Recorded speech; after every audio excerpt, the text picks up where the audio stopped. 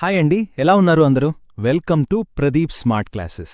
తెలంగాణలో ఉద్యోగాల కోసం ఎదురుచూస్తున్న అభ్యర్థులకు శ్రీనిధి నుంచి అసిస్టెంట్ మేనేజర్ పోస్టులు భర్తీకి భారీ నోటిఫికేషన్ విడుదలైంది. మొత్తం 123 పోస్టులతో వచ్చిన ఈ రిక్రూట్మెంట్లో జీతం, field job nature, exam pattern, eligibility, application process వంటి ప్రతి అంశాన్ని ఇప్పుడు పూర్తిగా వివరంగా తెలుసుకుందాం. నిజానికి సరైన సమాచారం లేకపోవడం వల్లే చాలామంది మంచి అవకాశాలను మిస్ అవుతుంటారు. అందుకే ఎలాంటి కన్ఫ్యూషన్ లేకుండా నోటిఫికేషన్లోని ప్రతి చిన్న డీటెయిల్ని మీకు అర్థమయ్యేలా చాలా స్పష్టంగా వివరిస్తాను. మీ ప్రిపరేషన్కి ఇదొక పర్ఫెక్ట్ గైడ్ లాగా ఉపయోగపడుతుంది. సో జాగ్రత్తగా వినండి. ముందుగా మనం మాట్లాడుకోవాల్సిన అతి ముఖ్యమైన నంబర్ నాతా 23. అవును, ఈ నోటిఫికేషన్ ద్వారా మొత్తం 123 అసిస్టెంట్ మేనేజర్ అంటే ఫీల్డ్ ఆపరేషన్స్ వేకెన్సీలను భర్తీ చేయబోతున్నారు ఒకే సంస్థ నుంచి. అది ఇలాంటి స్పెషలైజ్డ్ రోల్కి ఇన్ని పోస్టులు రావడం నిజంగా ఒక అద్భుతమైన అవకాశం. ఈ పోస్టులు తెలంగాణలోని దాదాపు అన్ని జిల్లాల్లో విస్తరించున్నాయి. అయితే నోటిఫికేషన్ డీటెయిల్స్ని గమనిస్తే ముఖ్యంగా ఖమ్మం, భద్రాద్రి కొత్తగూడెం, రంగారెడ్డి మరియు వరంగల్ లాంటి జిల్లాల్లో వేకెన్సీలు ఇంకాస్త ఎక్కువగా కనిపిస్తున్నాయి. దీనర్థమేంటంటే ఈ జిల్లాల అభ్యర్థులకు ఇదొక గోల్డెన్ ఆపర్చునిటీ. అలా అని మిగతా జిల్లాల వారు డిసప్పాయింట్ అవ్వాల్సిన పని లేదు. ఎందుకంటే రిజర్వేషన్స్ మరియు స్థానికత ఆధారంగా సరైన ప్రిపరేషన్ ఉంటే ఈ 123లో ఒక పోస్టు ఖచ్చితంగా మీ సొంతమవుతుంది.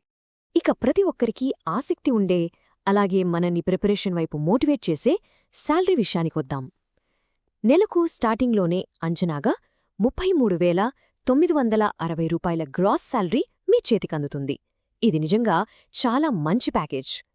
దీన్ని కొంచెం బ్రేక్డౌన్ చేసి చూస్తే ఇందులో మీ బేసిక్ పే సుమారుగా 21,600 రూపాయలు ఉంటుంది.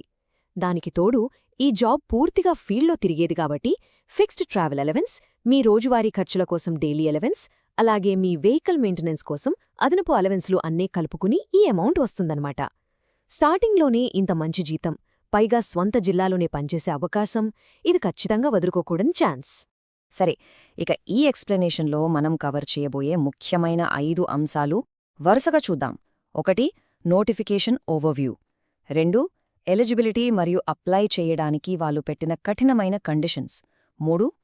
Job profile, reality check. 4. Online exam pattern. మరియు చివరగా అప్లికేషన్ ప్రాసెస్. ఈ ఆర్డర్లోనే ఒక్కొక్కటిగా చూద్దాం. అసలు డీటెయిల్స్లోకి వెళ్లే ముందు అసలీ స్త్రీ నిధి అంటే ఏంటి, దీని గురించి ఒక క్లారిటీ ఉండాలి కదా.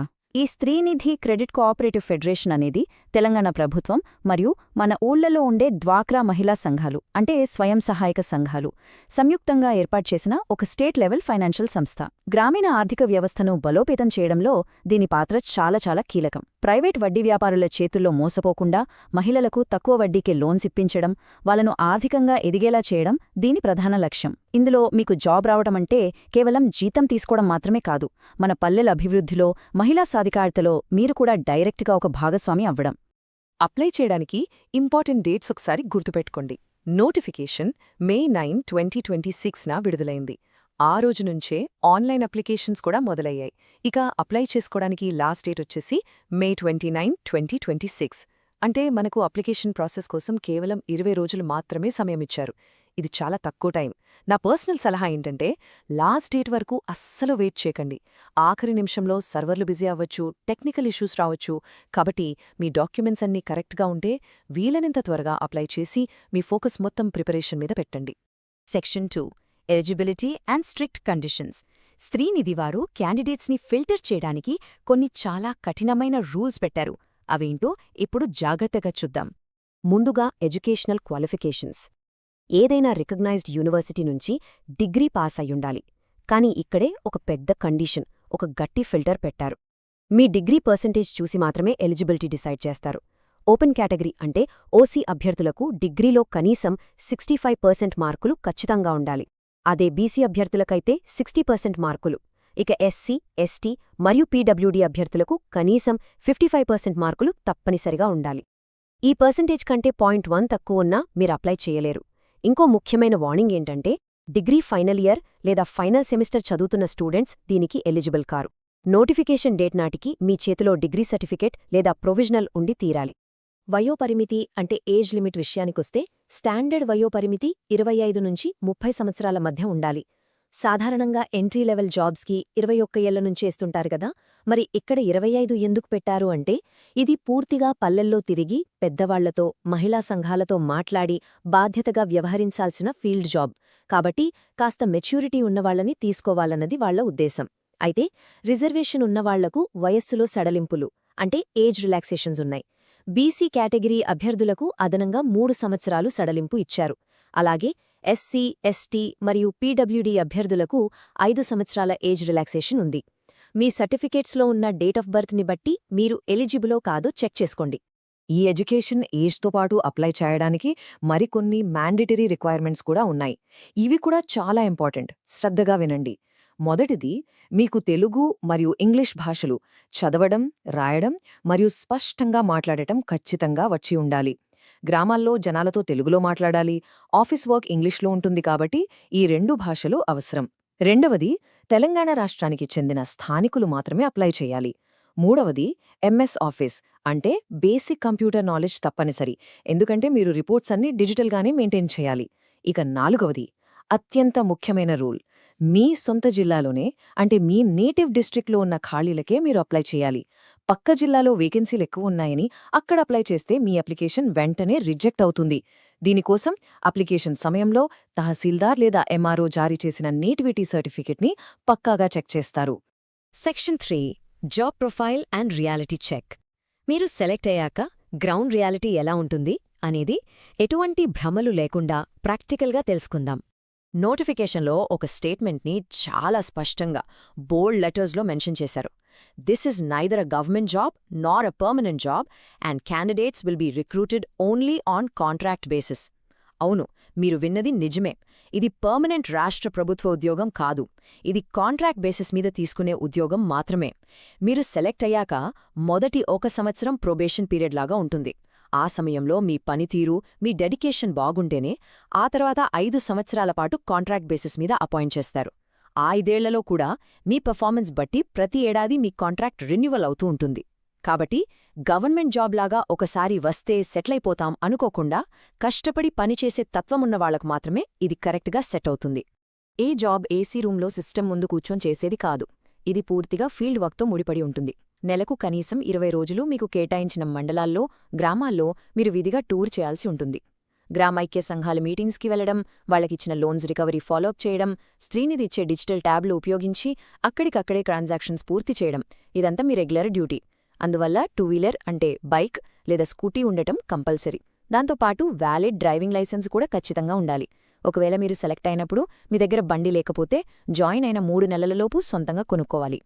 ఇంకో పెద్ద కండిషన్ ఏంటంటే జాబ్లో జాయిన్ అయ్యేటప్పుడు సెక్యూరిటీ కోసం 35,000 రూపాయలు కాషన్ డిపాజిట్గా మీరు పే చేయాల్సి ఉంటుంది. ఎందుకంటే మీరు టాబ్లెట్ పీసీలు, ఇతర డివైజెస్ హ్యాండిల్ చేస్తారు కాబట్టి ఈ సెక్యూరిటీ డిపాజిట్ తీసుకుంటారు. ఇది మీరు ఖచ్చితంగా గుర్తుపెట్టుకోవాల్సిన విషయం. Section 4 online exam pattern and strategy. ఈ జాబ్ సాధించడానికి ఎగ్జామ్ ఎలా ఉండబోతోందో డీటెయిల్గా చూద్దాం. సెలక్షన్ ప్రాసెస్లో భాగంగా ఆన్లైన్ ఎగ్జామ్ నిర్వహిస్తారు. ఇది మొత్తం 100 ప్రశ్నలతో 100 మార్కులకు ఉంటుంది. ఎగ్జామ్ రాయడానికి మీకు 90 నిమిషాల సమయం ఇస్తారు. పేపర్లో ప్రధానంగా 4 సెక్షన్స్ ఉంటాయి. క్వాంటిటేటివ్ యాప్టిట్యూడ్కి 25 మార్కులు, లాజికల్ రీజనింగ్కి 25 మార్కులు, ఇంగ్లీష్ లాంగ్వేజ్కి 25 మార్కులు మరియు జనరల్ అవేర్నెస్. ఇందులో ముఖ్యంగా బ్యాంకింగ్ సెక్టార్కి సంబంధించిన ప్రశ్నలు ఎక్కువగా ఉంటాయి. దీనికి మరో 25 మార్కులు ఉంటాయి. చూశారు కదా, ఈ 4 సెక్షన్స్కి సమానమైన వెయిటేజ్ ఇచ్చారు. కాబట్టి ఏ ఒక్క సెక్షన్ని నెగ్లెక్ట్ చేయడానికి లేదు. ఇంకో ఇంపార్టెంట్ పాయింట్ ఏంటంటే ఈ ఎగ్జామ్ పేపర్ కేవలం ఇంగ్లీష్ మీడియంలో మాత్రమే ఉంటుంది, తెలుగు మీడియంలో ఉండదు. కాబట్టి మీరు మాక్ టెస్ట్ రాసేటప్పుడు ఇంగ్లీష్ మీడియంలోనే ప్రాక్టీస్ చేయడం అలవాటు చేసుకోండి. ఎగ్జామ్ రాసేటప్పుడు మీరు మర్చిపోకూడని అతి ముఖ్యమైన వార్నింగ్ నెగెటివ్ మార్కింగ్. అవును, ప్రతి తప్పు సమాధానానికి 0.25 అంటే 10వ వంతు మార్కు పెనాల్టీగా మీ స్కోర్ నుంచి కట్ అవుతుంది. కాబట్టి మీకు ఖచ్చితంగా తెలిసిన ఆన్సర్స్ మాత్రమే అటెంప్ట్ చేయాలి. ఏదో లక్ కలిసొస్తుందని ఏమాత్రం డౌటున్నా గుడ్డిగా ఆప్షన్స్ పెడితే మీరు కష్టపడి తెచ్చుకున్న మార్కులు కూడా మైనస్ అయిపోయి ర్యాంక్ పడిపోతుంది. అందుకే డైలీ స్టడీ రూటీన్లో మాక్ టెస్టు ఎక్కువగా ప్రాక్టీస్ చేస్తూ ఖచ్చితత్వం పెంచుకోవడం, టైం మేనేజ్మెంట్ నేర్చుకోవడం చాలా అవసరం. స్మార్ట్గా అటెంప్ట్ చేసేవాళ్లకే ఈ ఎగ్జామ్లో సక్సెస్ రేట్ ఎక్కువుంటుంది. Section 5 application process and warnings. అన్ని అర్హతలు ఉన్నా చిన్న తప్పు వల్ల అప్లికేషన్ రిజెక్ట్ కాకుండా ఎలా సబ్మిట్ చేయాలో జాగ్రత్తగా వినండి. ఆన్లైన్ అప్లికేషన్ ప్రాసెస్లో ప్రధానంగా 4 స్టెప్స్ ఉంటాయి. స్టెప్ 1 ఐబీపీఎస్ పోర్టల్ లేదా శ్రీనిధి అఫీషియల్ వెబ్సైట్లోకి వెళ్ళి ముందుగా మీ బేసిక్ డీటెయిల్స్తో రిజిస్టర్ చేసుకోవాలి. అప్పుడు మీకొక రిజిస్ట్రేషన్ ఐడి వస్తుంది. స్టెప్ 2, వాళ్ళు అడిగిన సర్టిఫికేట్స్, ఫోటో, సిగ్నేచర్ లాంటి డాక్యుమెంట్స్ని కరెక్ట్ సైజ్ మరియు అడిగిన ఫార్మాట్లో మాత్రమే అప్లోడ్ చేయాలి. స్టెప్ 3, ఆన్లైన్లో మీ కేటగిరీని బట్టి ఫీజ్ పేమెంట్ చేయడం. ఇక స్టెప్ 4, డీటెయిల్స్ అన్నీ 1-2 సార్లు క్రాస్ చెక్ చేసుకుని ఫైనల్ సబ్మిట్ బటన్ నొక్కడం. గుర్తుంచుకోండి, కేవలం ఆన్లైన్లో మాత్రమే అప్లై చేయాలి. పోస్ట్ ద్వారా పంపే ఎలాంటి ఆఫ్లైన్ అప్లికేషన్స్ని వాళ్ళు అస్సలు యాక్సెప్ట్ చేయరు. అప్లికేషన్ ఫీజు వివరాలు కూడా ఒక్కసారి గమనిద్దాం. ఎస్సీ, ఎస్టీ మరియు పీడబ్ల్యూబీడీ అంటే దివ్యాంగులైన కేటగిరీ అభ్యర్థులకు ఫీజు ₹77గా నిర్ణయించారు. వీరు కాకుండా మిగతా అన్ని కేటగిరీల వారికి అంటే జనరల్, ఓసీ, ఈడబ్ల్యూఎస్ మరియు బీసీ అభ్యర్థులకు ₹885 ఫీజు పే చేయాల్సుంటుంది. ఈ పేమెంట్ ఆన్లైన్లో డెబిట్ కార్డ్, క్రెడిట్ కార్డ్ లేదా నెట్ బ్యాంకింగ్ ద్వారా చేయొచ్చు. మరియు ఒక్కసారి పే చేసిన అమౌంట్ ఎట్టి పరిస్థితుల్లోనూ తిరిగి ఇవ్వబడదు. అంటే ఇది నాన్ రిఫండబుల్. ఇక ఈ పాయింట్ దగ్గర మీరు చాలా కేర్ఫుల్గా ఉండాలి. డాక్యుమెంట్స్ అప్లోడ్ చేసే రూల్స్ చాలా స్ట్రిక్ట్గా ఉంటాయి. ఎక్కువ మంది రిజెక్ట్ అయ్యేదే ఇక్కడే. ముందుగా మీ రీసెంట్ పాస్పోర్ట్ ఫోటోని స్కాన్ చేసి అప్లోడ్ చేయాలి. దాంతోపాటే వెబ్క్యామ్ లేదా మొబైల్ కెమెరా ద్వారా అక్కడికక్కడే ఒక లైవ్ ఫోటో కూడా క్యాప్చర్ చేసి అప్లోడ్ చేయాల్సి ఉంటుంది. ఇక సిగ్నేచర్ విషయానికొస్తే ఖచ్చితంగా వైట్ పేపర్ మీద బ్లాక్ ఇంక్ పెన్తో మాత్రమే సైన్ చేయాలి. బ్లూ పెన్ వాడితే రిజెక్ట్ చేస్తారు. అలాగే ఎడమ చేతి బొటని వేలు ముద్రను అంటే లెఫ్ట్ థంబ్ ఇంప్రెషన్ని బ్లాక్ లేదా బ్లూ ఇంక్తో వేసి క్లియర్గా స్కాన్ చేసి అప్లోడ్ చేయొచ్చు. ఇక చివరగా హ్యాండ్ రిటన్ డిక్లరేషన్, నోటిఫికేషన్లో ఇచ్చిన ఆ డిక్లరేషన్ వాక్యాన్ని ఒక వైట్ పేపర్ మీద బ్లాక్ పెన్తో ఇంగ్లీష్లో మీరే స్వయంగా రాయాలి. ఎట్టి పరిస్థితిలోనూ అన్ని క్యాపిటల్ లెటర్స్లో అంటే రన్నింగ్ లెటర్స్ కాకుండా ఆల్ క్యాప్స్లో రాయకూడదు. ఈ చిన్న రూల్స్ ఏమాత్రం బ్రేక్ చేసినా మీ అప్లికేషన్ ఏమాత్రం ఆలోచించకుండా రిజెక్ట్ అయిపోతుంది. ఇక ఈ మొత్తం నోటిఫికేషన్లో ఇచ్చిన అతిపెద్ద ఫిల్టర్ మరియు నేను మీకిస్తున్న సీరియస్ వార్నింగ్ ఏంటంటే మీ సిబిల్ స్కోర్. అవునండి, ఇది ఫైనాన్స్కి సంబంధించిన జాబ్ కాబట్టి క్యాండిడేట్కి ఆర్థిక క్రమశిక్షణ ఉందో లేదో ఖచ్చితంగా చెక్ చేస్తారు. మీరు గతంలో ఏదైనా బ్యాంక్లో కానీ, శ్రీనిధిలో కానీ, ఇతర ఫైనాన్స్ సంస్థల్లో కానీ లోన్ తీసుకుని ఎగ్గొట్టి ఉంటే, లేదా మీ క్రెడిట్ కార్డు డ్యూస్ ఇంకా పెండింగ్లో ఉండి మీ సిబిల్ స్కోర్ దారుణంగా పడిపోయి ఉంటే మీరు ఈ పోస్టుకు అప్లై చేసుకోవడానికి 100% అనర్హులు. ఒకవేళ మీరు అప్లై చేసి ఎగ్జామ్ పాస్ అయినా సరే డాక్యుమెంట్ వెరిఫికేషన్ టైంలో మీ సిబిల్ రిపోర్ట్ చెక్ చేసి డిస్క్వాలిఫై చేస్తారు. కాబట్టి అప్లై చేసే ముందే ఆన్లైన్లో మీ సిబిల్ స్కోర్ ఎలా ఉందో, ఏవైనా డీఫాల్ట్స్ ఉన్నాయో లేదో ఒకసారి క్లియర్గా కన్ఫర్మ్ చేసుకోండి. సో చూశారు కదా, ఇది శ్రీనిధి అసిస్టెంట్ మేనేజర్ రిక్రూట్మెంట్కు సంబంధించిన పూర్తి ఎక్స్ప్లెనేషన్. మరి ఇప్పుడు చెప్పండి, మీరు ఈ రూల్స్ అన్నీ పాటిస్తూ ప్రతీ నెల 20 రోజులు పల్లెల్లో తిరిగి ఫీల్డ్ వర్క్ చేయడానికి సిద్ధమేనా? కేవలం ఒక జాబ్లాగా కాకుండా గ్రామీణ మహిళా అభివృద్ధిలో పాలు పంచుకుంటూ ఒక ఛాలెంజింగ్ ఎన్వైర్న్మెంట్లో మీకంటూ ఒక గుర్తింపు తెచ్చుకోవాలనే ప్యాషన్ మీకుంటే ఇంకెందుకు ఆలస్యం? వెంటనే మీ డాక్యుమెంట్ సర్టిఫికెట్స్ అన్ని కరెక్ట్గా రెడీ చేసుకుని లాస్ట్ డేట్ వరకు ఆగకుండా వీలైనంత త్వరగా అప్లై చేయండి. బ్యాంకింగ్ మరియు జనరల్ అవేర్నెస్ మీద ప్రత్యేక దృష్టి పెట్టి ఒక టైం టేబుల్ వేసుకుని ఇప్పటినుంచే ప్రిపరేషన్ స్టార్ట్ చేయండి. మీ కష్టం మరియు సరైన గైడెన్స్తో ఖచ్చితంగా విజయం సాధిస్తారు. మీ అందరికీ ఆల్ ది బెస్ట్. ఈ వీడియో మీకు ఉపయోగపడితే లైక్ చేయండి. ప్రదీప్ స్మార్ట్ క్లాసెస్ యూట్యూబ్ ఛానల్ను సబ్స్క్రైబ్ చేయండి. బెల్ ఐకాన్ నొక్కండి. ఈ వీడియోను మీ ఫ్రెండ్స్తో అండ్ ఫ్యామిలీ మెంబర్స్తో షేర్ చేయండి. ధన్యవాదాలు. Thank you.